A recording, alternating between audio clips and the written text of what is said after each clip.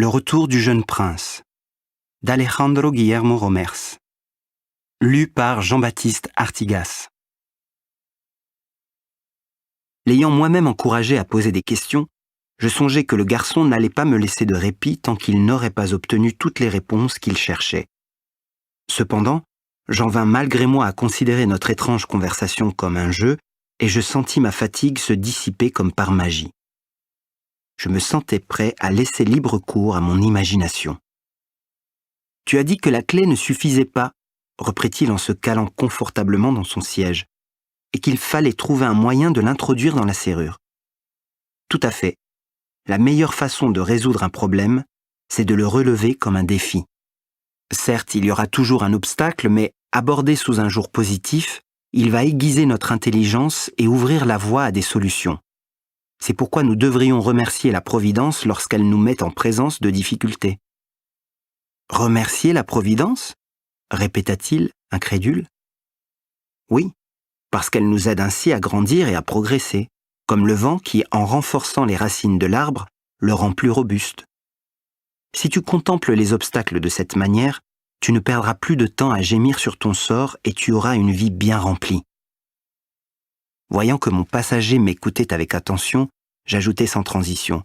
« Il y a autre chose que tu peux faire une fois que tu as identifié un problème.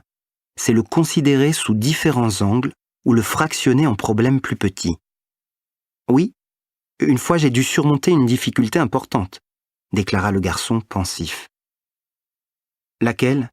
demandai-je, ma curiosité soudain piquée.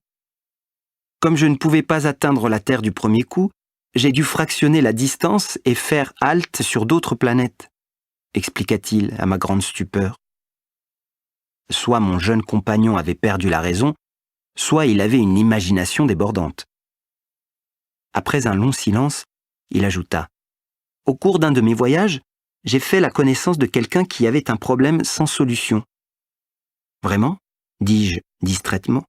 « C'était un homme qui buvait pour oublier. » « Pour oublier quoi ? » ?»« Qu'il avait honte. »« Honte de quoi ? » ?»« De boire, » conclut le garçon. Le sentiment de culpabilité nous paralyse et nous empêche de résoudre nos problèmes. Assumer nos responsabilités nous aide à accomplir des actions plus positives pour compenser, dans la mesure du possible, les dommages que nous avons pu causer, ou simplement pour continuer d'avancer et ne pas répéter les actes qui font que nous nous sentons coupables. Mais quand on a commis un acte répréhensible, c'est inévitable, non ? La culpabilité n'a aidé en rien l'homme dont tu parles. C'est une punition inutile qu'il s'inflige à lui-même et qui le prive de son énergie, mais qu'il continue de s'infliger parce qu'il n'a plus d'amour-propre. Lui as-tu demandé pourquoi il avait commencé à boire ? Non, répondit le garçon, hésitant. Le voyant sourire, je compris qu'il me serait plus facile de découvrir la tombe d'un pharaon inconnu que de deviner les questions qui venaient à l'esprit de mon jeune compagnon.